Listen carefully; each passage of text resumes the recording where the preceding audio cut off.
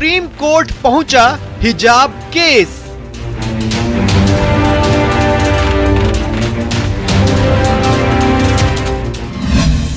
Karnataka high court के फैसले के खिलाफ सुप्रीम कोर्ट में याचिका दायर।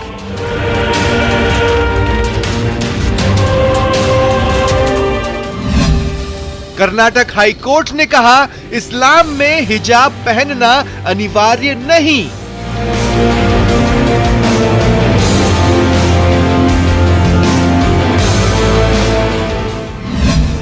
स्टूडेंट्स स्कूल यूनिफॉर्म को पहनने से मना नहीं कर सकते।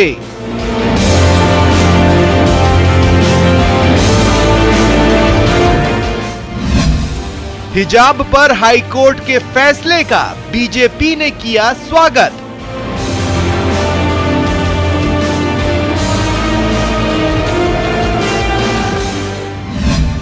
हिजाब पर हाई कोर्ट के फैसले पर कांग्रेस की सधी प्रतिक्रिया।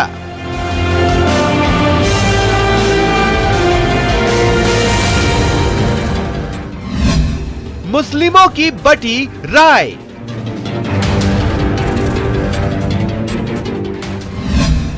हिजाब पर हुआ हिसाब। नमस्कार, आप देख रहे हैं न्यूज 18 राजस्थान। आपके साथ मैं हूं अभिषेक। कर्नाटक हाई कोर्ट ने स्कूल कॉलेज में हिजाब बैन को सही ठहराया है। कोर्ट ने कहा है कि हिजाब इस्लाम की अनिवार्य प्रथा का हिस्सा नहीं है। कोर्ट के इस फैसले के खिलाफ सुप्रीम कोर्ट में याचिका दाखिल की गई है। हाई कोर्ट के फैसले के बाद भी हिजाब पर बहस जारी है। बीजेपी कांग्रेस के बीच बयानबाजी हो रही है, वहीं मुस्लिम नेताओं में बटी हुई राय दिख रही है। इसी मुद्दे पर चर्चा करेंगे। क्या हिजाब पर हिसाब हो गया है?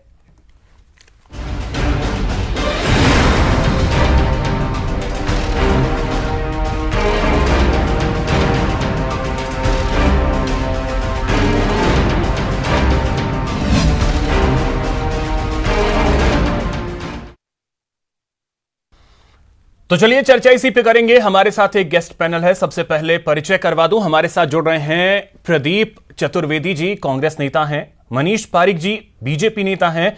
मिथिलेश जैमिनी जी, वरिष्ठ पत्रकार हैं। और साथ ही अब्दुल लतीफ आर्को जी हमारे साथ जुड़ रहे हैं, जो कि सचिव हैं मिल्ली काउंसिल के। सर, आप सभी का बहुत बहुत स्वागत है न्यूज 18 राजस्थान पर।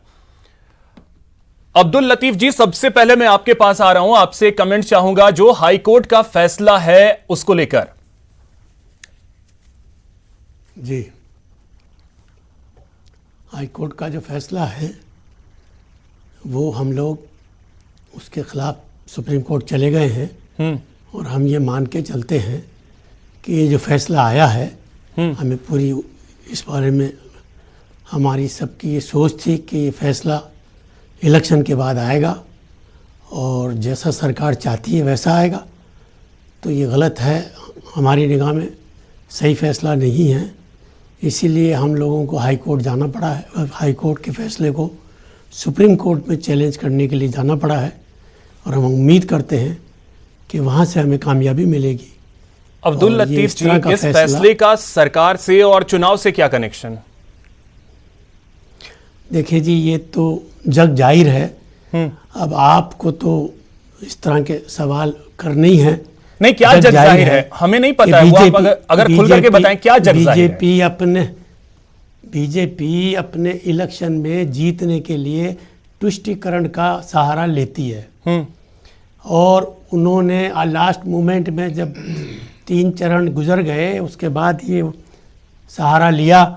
उन्होंने देखा तो ये सहारा लिया और अपने वोटर्स को खुश करने के लिए एक सोची समझी रणनीति के तहत, जबकि वही बच्चियां बराबर कॉलेज में हिजाब पहनकर आती रही हैं, कोई नया हिजाब नहीं पहना कि जो कोई अभी शुरू किया हो। तो ये इस बात की दलील है कि एक जो सिलसिलेवार बराबर तालीम में बच्चियां आ रही हैं वो हिजाब पहनती हैं और कोई उसके ऊपर पाबंदी नहीं है। तो ये एक प्री प्लान के तहत इस तरह का काम हुआ है। तो इसका जजमेंट से क्या कनेक्शन? फिर फैसला हाई कोर्ट जजमेंट से क्या कनेक्शन उसका? जजमेंट से क्या कनेक्शन है?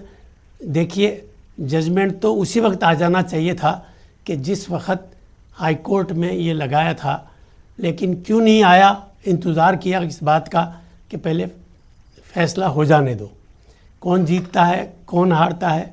जिस मकसद के तहत, हमारा ये मानना है कि जिस मकसद के तहत इस इशू को उठाया है, नहीं तो मैं थोड़ा सा अब्दुल जी समझ नहीं पा रहा हूं कि आप कहना क्या चाह रहे हैं। जरा सा अगर आप खुल करके बताएं तो हमारे दर्शक भी समझ पाएंगे आप कहना क्या चाह रहे हैं। जो मैं कहना चाहता हूं दर्शक समझ रहे हैं, आप शायद ना समझें, दर्शक समझ रहे हैं, आप भी समझ रहे हैं, लेकिन आपके सवाल करना ज़रूरी है। जब तक आप किसी चीज़ को सवालों के जरिए क्लियर नहीं कराएंगे, तो इसीलिए मैं चाहता हूं आप जरा सा क्लियर कर दें इसको कि आप कहना क्या चाह रहे हैं। सीधी सी बात है कि मेरा ये कहना है कि ये सारा प्लानिंग इलेक्शन के फ़ायदा उठाने के लिए प्री प्लान ये सब कुछ रचा गया है, मेरा अच्छा, ये मानना। तो मतलब कोर्ट को बीजेपी चला रही है, कोर्ट को बीजेपी चला रही है या नहीं चला रही, चला रही है या नहीं चला रही, मैं ये नहीं कह रहा, मैं ये कह रहा हूं तो कहना तो आप वही चाह रहे हैं। अगर आप कह रहे हैं आप खुल करके नहीं बोलेंगे तो मैं थोड़ा सा खुल के सवाल पूछ लेता हूं। सहारा दिया, फैसला आ जाना चाहिए था, उसी वक्त आ जाना चाहिए था। तो ये कोर्ट डिसाइड करेगा ना, ये बीजेपी तो डिसाइड नहीं करेगी। रिजल्ट आ जाने बीजेपी ये क्यों डिसाइड करेगी, ये बीजेपी के अधिकार क्षेत्र में है। देखिए किसके अधिकार क्षेत्र में है ये हम आप सब जानते हैं। अब आप खाली हमें जो है ये बात, ये इस तरह के सवालात करके और इस बात की कोशिश कर रहे हैं। नहीं तो अब्दुल लतीफ जी, तो उसका जवाब आप क्लियर दे दीजिए, क्या दिक्कत है। तो दे रहे हैं ना साहब। हाँ, इससे सीधा सीधा बीजेपी को फायदा हुआ है, और किस तरह का जवाब चाहते हैं आप। ठीक है मनीष जी, ऐसा क्यों किया आपने। अब आप देख सकते हैं कितनी दृढ़ मान्यता है लतीफ जी की कि बीजेपी कोर्ट चलाती है, बीजेपी स्कूल चलाती है, बीजेपी कानून चलाती है। यही तो समस्या है, और इसका कारण है, मैंने कहा, दो कॉन्स्टिट्यूशनल इंस्टीट्यूशन है। एक स्कूल्स है जिनकी अपनी ड्रेसेस होती है, अपने जो भी कोई सांस्कृतिक विचार वो होते हैं। इसी तरह से एक कोर्ट है जो अपना फैसला करती है, उनका अपना एक ऑटोनॉमी है। और आपने तो ये भी सोचा है, जाना है कि एक लोकतंत्र के मजबूत स्तंभ है, और उसमें सरकार का कोई रोल होता नहीं है। लेकिन आप समझ सकते हैं किस तरह की फीडिंग अब तक इनके दिमाग में हुई है, और वही कारण नहीं तो आरोप बीजेपी पे ये लग रहा है कि यूपी चुनाव के दूसरे और तीसरे चरण के बीच में ये विवाद आता है। आखिर ऐसा क्यों हुआ, और वो भी कर्नाटक से, जहां बीजेपी की सरकार है, वहां से ये मुद्दा उठता है। अचानक से ऐसा क्या हुआ। तो मेरा निवेदन है कि चुनाव यूपी के हैं और फैसला कर्नाटक का है, और केंद्र में भाजपा की सरकार है और सरकार है। तो ये सब कुछ अगर ऐसे ही हो रहा है तो ये तो मैंने आपको कहा कि अब मैं क्या जवाब दूं इस बारे में, इतने इस तरह। तो लेकिन अब्दुल लतीफ जी तो इसका जवाब आप ही से मांग रहे हैं, आरोप भी आप ही पे लगा रहे हैं। वो उनको मालूम है, लेकिन वो तो ये कह रहे हैं कि सब कुछ बीजेपी चलाती है। सोचने की बात तो आपकी है। बिल्कुल, मैंने नहीं कहा कि बीजेपी से हाई कोर्ट चलाती है। बीजेपी ने कोर्ट के, लतीफ भाई ये बताओ, कोर्ट अपनी ऑटोनॉमी रखती है, स्कूल का अपना फैसला होता है, और जो कोर्ट ने बात करी है वो कोई इलॉजिकल बात थोड़ी करी है। उन्होंने कहा है कि कोई भी स्कूल है उसको अपनी ड्रेस फिक्स करने का अधिकार है। एक बात तो ये इसी वक्त क्यों हुआ, इससे पहले क्यों नहीं हुआ।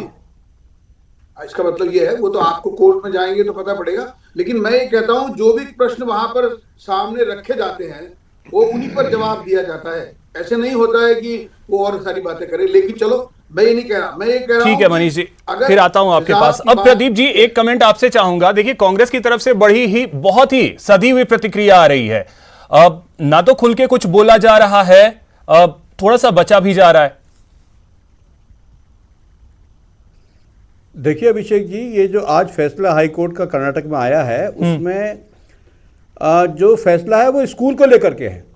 स्कूली शिक्षा को लेकर प्रावधान किया गया है कि वहां पर ये हिजाब का प्रतिबंध लागू रहेगा। ये कोर्ट ने फैसला किया है। तो ये कोई आपकी व्यक्तिगत आज़ादी पर हनन नहीं है। आप अपने सामाजिक संस्कारों में, आप अपने परिवार में, अपने जहां आपका सामाजिक दायित्व होता है, जहां आपका निर्बंध है, वहां इसका इस्तेमाल करें। लेकिन शिक्षक जगत में जहां पर स्कूल्स हैं, स्कूल्स में इसके इस्तेमाल पर पाबंदी की बात कही गई है। कोर्ट ने बड़ा स्पेसिफिक ऑर्डर दिया है कि स्कूलों में हिजाब की परमिशन नहीं दी जाएगी, वहां प्रतिबंध रहेगा। तो सवाल यह है कि स्कूलों में प्रतिबंध की बात, आज देश 75 साल हुए आज़ाद हो गया, उसके बाद ये प्रतिक्रिया भी जो आई है वो पिछले 1 साल के अंदर ही आई है कि इस तरह का ये विवाद स्कूलों में हुआ।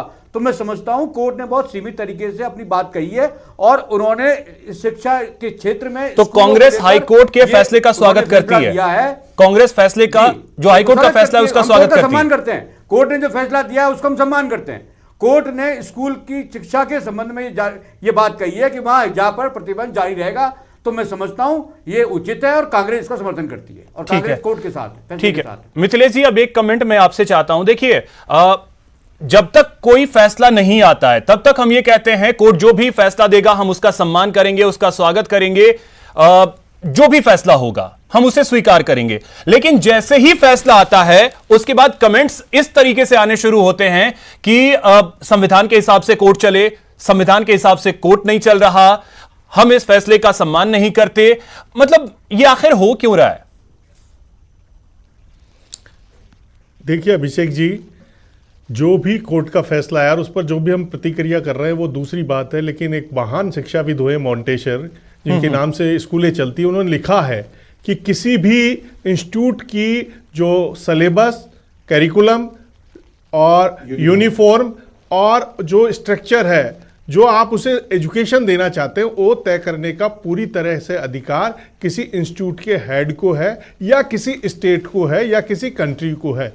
इसमें किसी भी धार्मिक मसले का कहीं पूरी दुनिया में शामिल नहीं है। पूरी इंटरनेशनल यूनेस्को का भी अगर आप कोड खोल के पढ़ेंगे तो उसमें साफ लिख रखा है कि आप एक डॉक्टर बनाना चाहते हैं तो उसके लिए व्हाइट कोट पूरी दुनिया में है, एक वकील बनाना चाहते हैं तो ब्लैक कोट पूरी दुनिया में है, एक आर्मी का है तो उसका सबका कोड है। तो आप जिस तरीके के एजुकेशन देना चाहते हो, क्योंकि एजुकेशन का मतलब होता है कि आप एक परसेप्शन क्रिएट कर रहे हैं। आप डॉक्टर को बार बार स्टेथोस्कोप उसके गले में डाल के क्यों पढ़ाते हैं?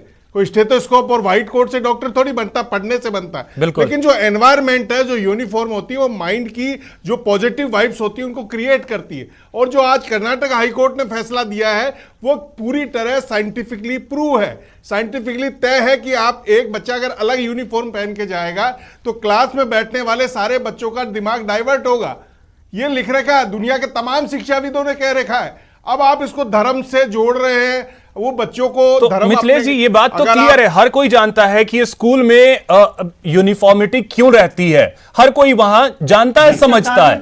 लेकिन आज हमने तस्वीर ऐसी देखी कि फैसला आया, कई लड़कियों ने बीच परीक्षा से उठ गई लड़कियां कि अब हम घर जा रहे हैं, अपने परिवार से पता करेंगे, पूछेंगे कि हमें जाना है स्कूल या नहीं। यानी शिक्षा जरूरी या हिजाब? अभिषेक जी, शिक्षा सबसे ज्यादा जरूरी है। अगर आप धर्म की तालीम ले रहे हैं तो आप मदरसे में जा रहे हैं, वहां आप उसकी लीजिए। लेकिन आप एक डॉक्टर बनने जा रहे हैं, एक इंजीनियर बनने जा रहे हैं, एक पायलट बनने जा रहे हैं, तो वहां पूरी वर्ल्ड में यूनिफॉर्म एक जैसी है। तो आप हमारे बच्चों को हम पूरी दुनिया के लिए विश्व स्तर पर तैयार कर रहे हैं, हम विश्व गुरु बनने का दावा कर रहे हैं, या हम उन्हें हिजाब और खिजाब में अटकाना चाहते हैं? हम हमारे बच्चों का भविष्य क्या देखना चाहते हैं? बिल्कुल, क्या 70 इसका जवाब अब्दुल लतीफ जी आप भी अगर थोड़ा सा दें, शिक्षा जरूरी या हिजाब? देखिए जी, शिक्षा से रोकने के लिए हिजाब का मैटर आया है। अच्छा, मुस्लिम बच्चियों ने तालीम में काफी बड़ा मैदान मारा है और ये बात सब जानते हैं, जग जाहिर है, अखबारों में रिजल्ट्स आ रहे हैं। तो मुसलमानों की तालीम जो है उसमें थोड़ी बहुत अभी जागृति आई है, वो अपनी तालीम को अहमियत दे रहे हैं, पढ़ने के अंदर आगे निकल रहे हैं, अच्छे नंबरों से अच्छी पोस्टों पर जाने देखिए पोजीशन में अब्दुल जी, बहुत स्पेसिफिक क्वेश्चन है मेरा, बहुत ही सीधा सा सवाल है, हिजाब जरूरी या शिक्षा? इसको घुमा करके जवाब मत दीजिएगा, मैं डायरेक्ट पूछ रहा हूं। मैं भी आपको अर्ज कर रहा हूं, ये हिजाबी पर क्यों पाबंदी आई है? आज नए तरीके से हिजाब लड़कियां पहन के थोड़ी जा रही हैं, कंटिन्यू पहन करके आ रही हैं। आज क्यों पाबंदी लगाई? अब्दुल लतीफ जी, मैं भी स्कूल में पढ़ा हूं, मैं भी कॉलेज में पढ़ा हूं, तो मैंने तो नहीं देखा कि हमारे स्कूल में कोई मुस्लिम बहन जो रही वो हिजाब पहन करके आई हो। हां, स्कूल तक आती थी, क्लास में वो कभी हिजाब में एंटर नहीं करती थी।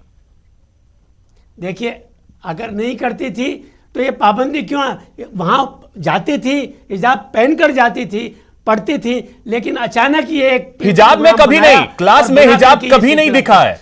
अब मैं आपसे ये पूछना चाहता हूँ, क्लास में हिजाब, लोग भी आते अच्छा एक चीज और किसी चीज को रोका क्या? सरदार वो कृपाण लेके जाते हैं, पगड़ी बांध के जाते हैं। अच्छा ठीक है सरदार, आप अगर पंजाबियों की बात कर रहे हैं कि पगड़ी बांध करके जाते हैं, एक चीज आप मुझे बताइए कि मुस्लिम धर्म में जो कहा गया है 5 सबसे महत्वपूर्ण चीजें जो होनी चाहिए एक मुस्लिम के जीवन में, वो क्या 5 चीजें हैं? देखिए 5 चीजें वो क्या है? चाह रहे हैं 5 चीजें जो है वो तो हमारे इस्लाम के मानने के लिए है क्या, वो मैं आपसे जानना चाह रहा हूं, क्या क्या वो 5 चीजें हैं? 5 चीजों में पहला है तो कलमा, यानी इस्लाम कबूल कर लेना।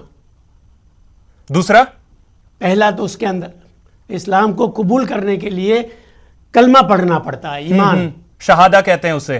फिर नमाज, रोजा, ज़कात, ये सब चीजें हमारे और 5वां होती है। और पांचवा 4 बताया क्या मैंने आपको? हाँ 4 बताया आपने, 5वां रोजा, नमाज, हज, ज़कात, और चलिए खैर मुझे याद आ जाएगा। चलिए मैं बता देता हूं, 5वां हज है, ठीक है जी, हज है। लेकिन जी, अब पंजाबियों की बात आपने की, पंजाबियों की 5 एसेंशियल में आपको पता है कि पगड़ी आती है। हाँ, तो जब पगड़ी वो 5 एसेंशियल में है तो वो पगड़ी पहनकर आते हैं उसमें। फिर जयपुर